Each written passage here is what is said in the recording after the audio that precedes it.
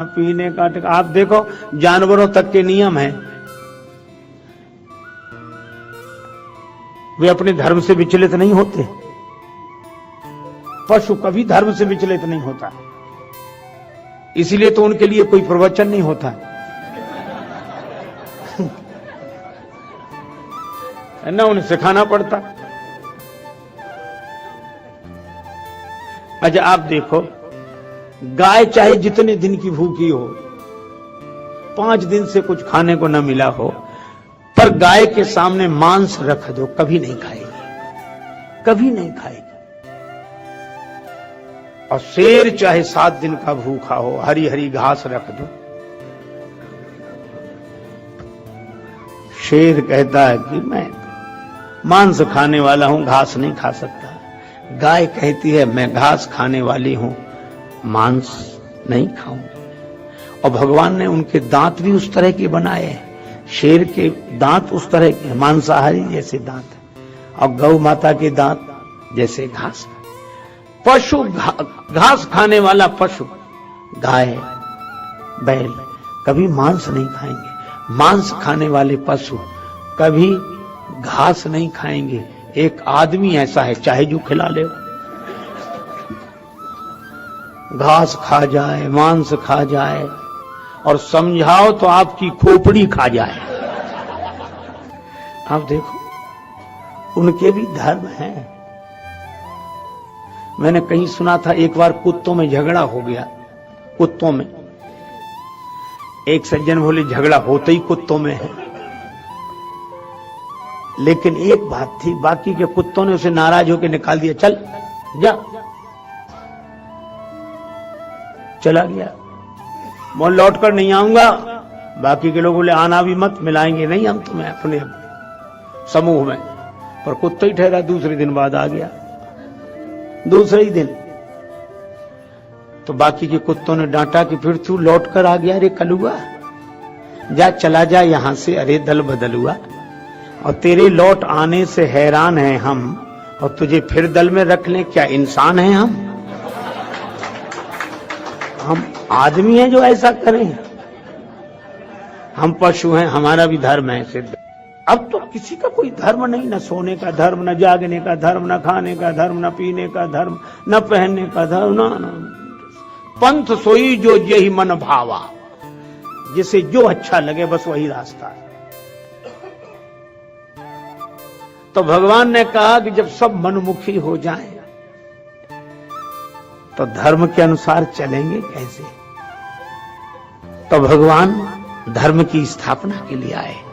हमारा सोना भी भगवान से जुड़े, जागना भी भगवान से जुड़े, भोजन भी भगवान से जुड़े, वस्त्र भी भगवान से, आभूषण भी भगवान से।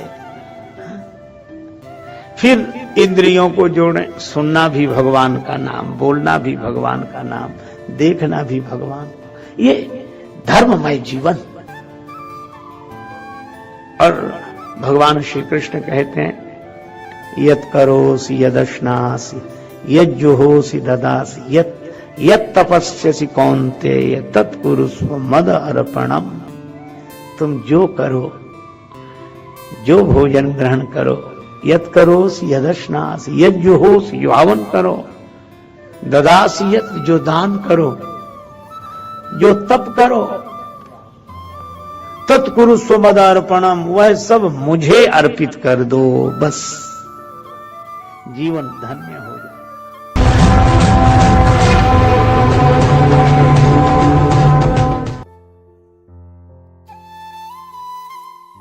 दो गुरु चेला खूब छक के भोजन किया भंडारे में।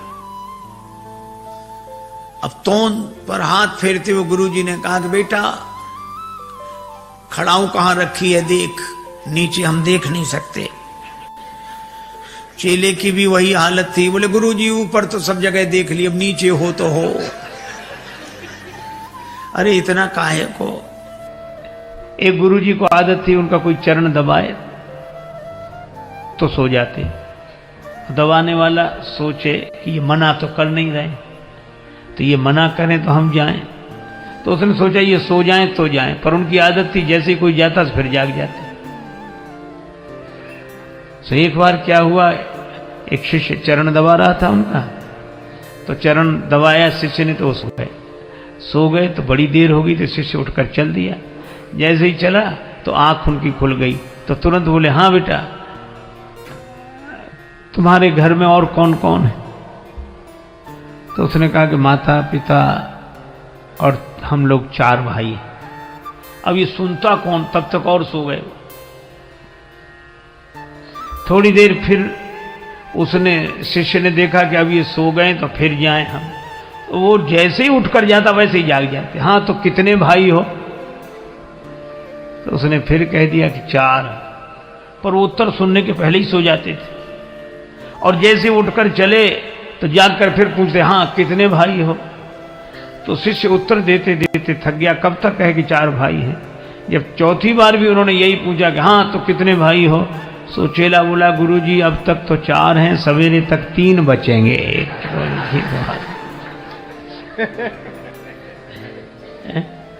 मुनिवर बार बार गुरु आज्ञा।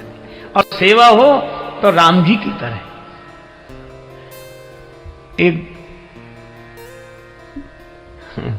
गुरु जी के पास ऐसे शिष्य, हे भगवान, नया नया चेला बनकर बैठा। अब गुरु जी छप्पर में बैठे, अंदर बाहर छप्पर, सामने मैदान। तो गुरु जी ने कहा कि बेटा वर्षा होने लगी है और गाय मैदान में बंधी हुई है, उसको बंधन से मुक्त करो ताकि वो भी छाया में आ जाए। शिष्य वहीं बैठे बैठे बोला, गुरु जी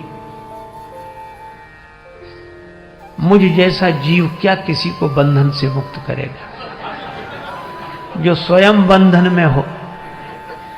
और बंधन से मुक्त करना किसी को तो आप जैसे महापुरुषों का काम है, हम क्या। क्षमा करें गुरुदेव, अनधिकार चेष्टा मुझसे न होगी। गुरुजी भी समझ गए चेला नहीं गुरु ही मिला है। गुरु जी गए, गाय को बंधन से मुक्त किया, फिर आकर अंदर बैठ गए। मन नहीं माना तो बोले, बेटा बाहर जाके देखो पानी बरस रहा है कि नहीं।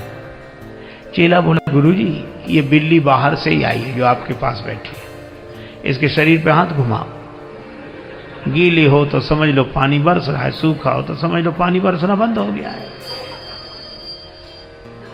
गुरुजी फिर चुप रह गए। रात को सोने लगे तो कहा, ये दीपक जल रहा है, इसको बुझा दो। चेला बोला, गुरुजी सर्दी बहुत है, कौन उठे? आप तो रामायण की बात मानो, मुंह दिए नयन कतहु को ना, आंख बंद कर लो, बुझाई समझाओ। गुरुजी सरल स्वभाव के थे, कुछ नहीं बोले, चलो ठीक। दूसरे दिन सवेरे सवेरे एक भक्त लड्डू लेकर आया।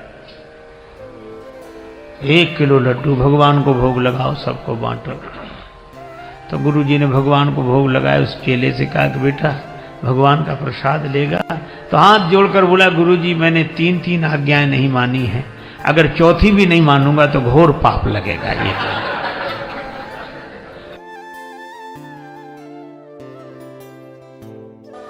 एक सज्जन बोले, प्रताप भानु में इतनी योग्यता थी फिर भी उसे रावण बनाया।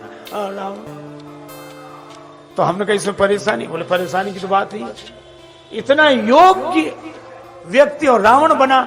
हमने कहा आज भी श्री राम लीला होती है तो रावण योग्य कोई बनाया जाता है कि चाहे जिसको बना दिया जाता है? आज भी राम लीला हो तो रावण किसी योग्य कोई तो बनाया जाएगा। और दिखने में ही रावण दिखे और योग्यता ना हो। मैंने सुनी थी कि किसी गांव में श्री रामलीला थी, रावण का अभिनय करने वाला पात्र बीमार हो गया, उसे शहर में ले गए। बने कौन? और कोई एक बैठ जाए मुकुट लगा कि आज का काम चलाना है। सो एक मिठाई बेचने वाला हलवाई था, बुद्धू, मोटा ताजा। गांव वालों ने कहा बड़ा योग्य है, पर अपनी अभिनय की कला को छिपा के रखता, आप तो पीछे पड़ जाना। वो बेचारा बुद्धू नाम इसलिए रखा था, बहुत सरल आदमी। रामलीला कमेटी वाले गए कि हमारी लाज रख लो। बुद्धू बोला, मिठाई बेचते हैं कि लाज रखते हैं? भैया तुम रावण बन जाओ। बोला हमें कुछ नहीं आता। बोले यही तो आपकी महानता है कि छिपा के रखते हैं आप अपनी कला। अब वो बहुत मना करे, बोले नहीं नहीं नहीं, फिर बुद्धू कैसा जो मान ना जाए। बोले तो अच्छा कहना क्या है? बोले कुछ नहीं कहना, आप तो योग्य हो, आप इतना ही कहना कि मैं दशानन हूं, मैं लंकापति हूं, बस। बुद्धू मान गए। दिन भर यही रटे हो, लोग मिठाई खरीदने आए, मैं लंकापति हूं, मैं दशानन हूं। लोगों का क्या हो गया इस बुद्धू को। रात्रि को जब स्टेज पे मंच में मुकुट लगा के बिठाया बुद्धू, तो उसका शरीर तो ऐसा लगे कि सचमुच बड़ा। पर लीला मंडली में जो अंगद जी बने थे, विनोदी स्वभाव को, उनको पता था, तो उन्होंने और कोई पाठ तो दिया नहीं। अंगद जी जैसे ही सामने आए तो और तो कुछ कहा नहीं, यही कहा कि बता तेरा क्या नाम है। मूर्ख बता दे बेगी का है तिहारो, नाम पूछो चाहता अंगद, श्री राम को सहाय हो। सो घबरा गया और एक ही सांस में बोल गया, मैं लंकापति हूं, मैं दशानन हूं। जाको भय माने राजेश देश देशन के, सोई 10 शीश नहीं करत बड़ाई हो। तो बोलो बाली सत्य सत्य भाखो बैन, नाई सिर तिहारो तलवार ते उड़ाई हो। और जो तलवार दिखाई तो रावण घबरा गया जो बना था, तो कहा कि नाई सिर तिहारो तलवार ते उड़ाई हो। तो घबरा के बोला, माफ करो अंगद जी, मारो मत, रावण नहीं गंगा की दुहाई में बुद्धू हलवाई।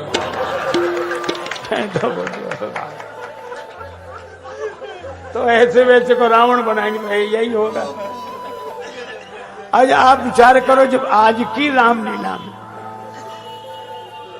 जब मनुष्य राम जी का रूप धारण करे, जब मनुष्य राम जी का रूप धारण करे तो भी योग्य रावण चाहिए, और जब स्वयं भगवान ही श्री राम जी ही मनुष्य रूप धारण करें तो कितनी योग्यता चाहिए। इसीलिए मैं कहता हूं कि राम जी का सखा दास सेवक बनने के लिए तो जो योग्यता लगती हो सो लगती हो, पर राम जी का शत्रु बनने के लिए भी कम से कम प्रताप भानु जितने पुण्य चाहिए, प्रताप भानु जितनी योग्यता चाहिए।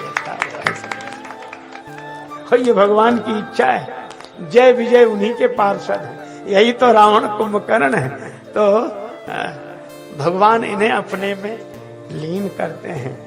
तो ये काल की बात, और इसीलिए प्रताप भानु प्रसंग और समय पाए पुण्य सुन सोई राजा, और वो आपन अति असमय अनुमानी, फिर समय फिरा तई खल, समय प्रताप भानु कर जानी, आपन अति असमय अनुमानी।